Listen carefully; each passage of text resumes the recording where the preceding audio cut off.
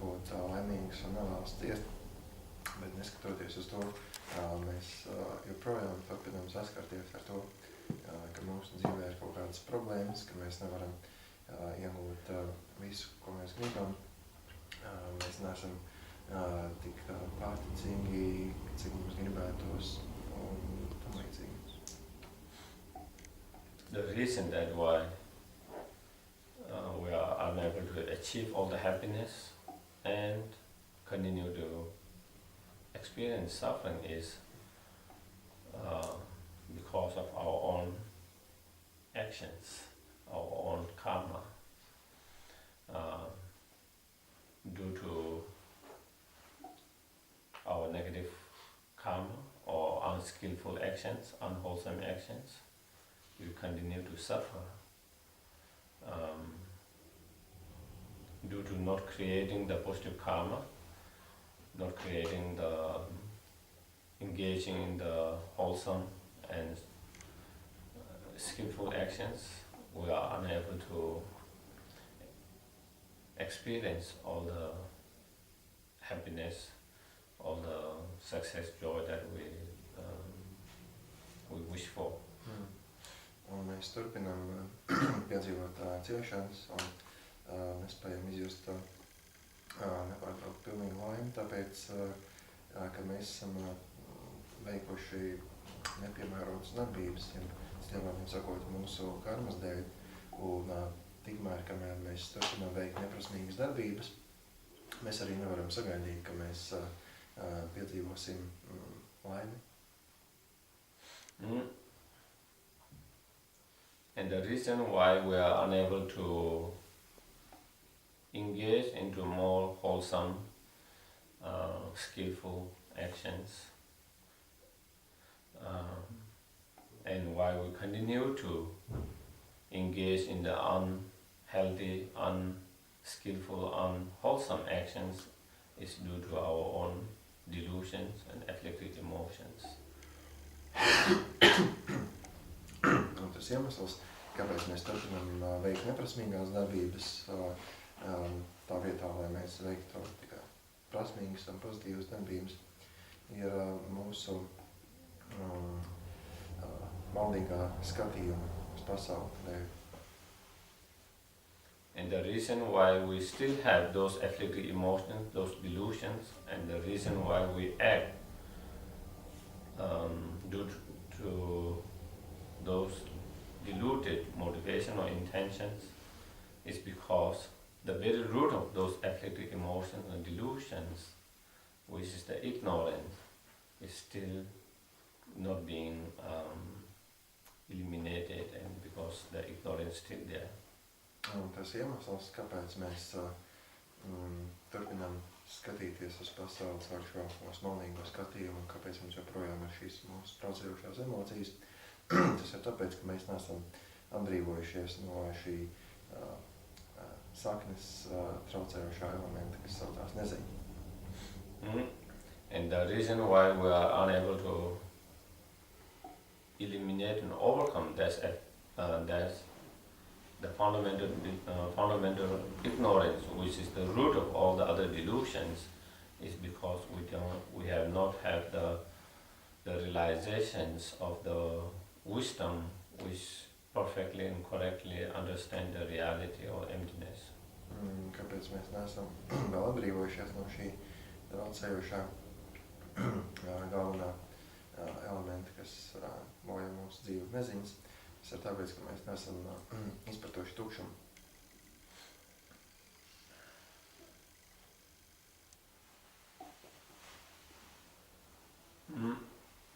So therefore, cultivating the correct realizations of emptiness or wisdom, correctly realizing correctly and perfectly realizing emptiness is crucial and key to overcome all the delusions and to overcome all the unskillful, unwholesome actions due to those delusions, and all the pain and suffering which are the result of those unskillful, unhealthy actions. Tieši tāpēc, lai mēs varētu pārtraukt, izjust visu savu negatīvo darbību, mūsu sekas un piedzīvot problēmas un nepatīkamas lietas, mums ir jāattīst šī mudrības izpratne un jānonāk līdz tukšuma realizācijai.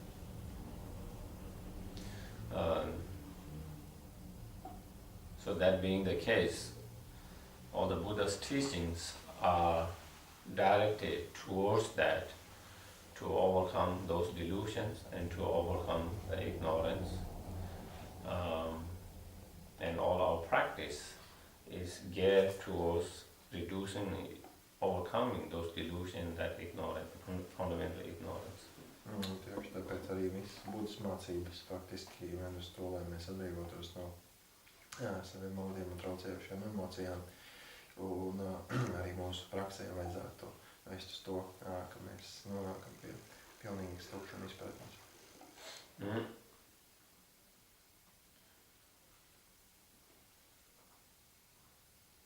So that being the case, Buddha taught in many different sutras, extensive, middle and short sutras on explaining the nature of the reality, nature of the emptiness, and how to develop the wisdom, realizing those reality, those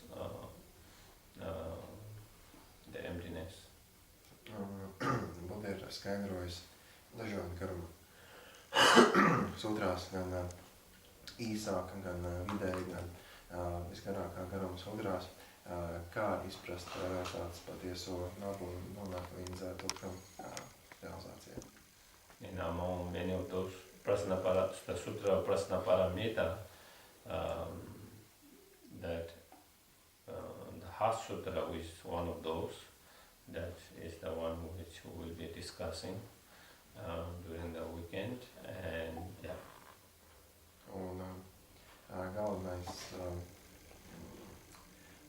nodalījums, kurā ir aplūkot tukšuma tēmu sutrās, ir Prajnaparamita, un sirds sutra, ko mēs aplūkojam, ir viena no galvenajām sutrām šajā mācību sadalījumā.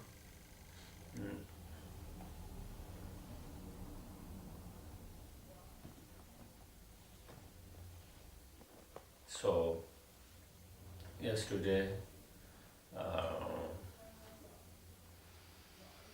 we were explaining about the four excellences or grade, the time. We explained the excellent time of the time. We also explained the excellent teachers, and then the excellent teachings, and then excellent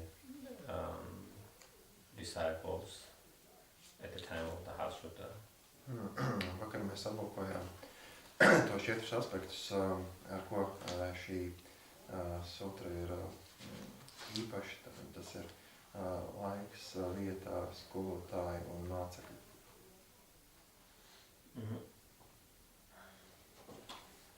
So in terms of the place, so as you see, so thus did I hear one time, which we explained yesterday, that Bhagavan was dwelling on the mass of Vulture's mountain in Rasgir together with great community of monks and great community of bodhisattvas. So then the Bhagavan, which we explained yesterday, the meaning of the Bhagavan, the Chomdende, the excellent teachers, and then was dwelling on the mass of Vulture Mountain Rasgir. That is where it explained the special place where this teaching was given in India, and this particular place called Rasgir, which used to be the capital of that kingdom at that time.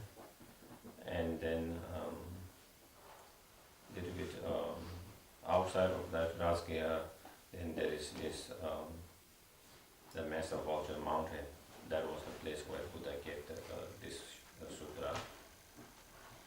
Tad mēs vakar jau noskaidrojām, cik daudz ir pateikts tajā pašā pirmajā rindiņā, tā es reiz dzirdēju. Un tad mēs arī aplūkojām, ko nozīmē Bhagavāns. Un par pašu vietu Ven.Geshe bija tā galvaspilsēta šim rajonam, kurā notika šī mācība. Un Maitalijas virsotne ir vieta nedaudz ārpus pašas Ven.Geshas. So, why is called the mass of vultures mountain? There are certain different commentaries. In some commentary, because they say at that mountain there used to be a mass of vultures. That's why it's called. In some other commentary, they say the mountains look a little bit like a vulture. It has shape of a little bit like a vulture, so that is why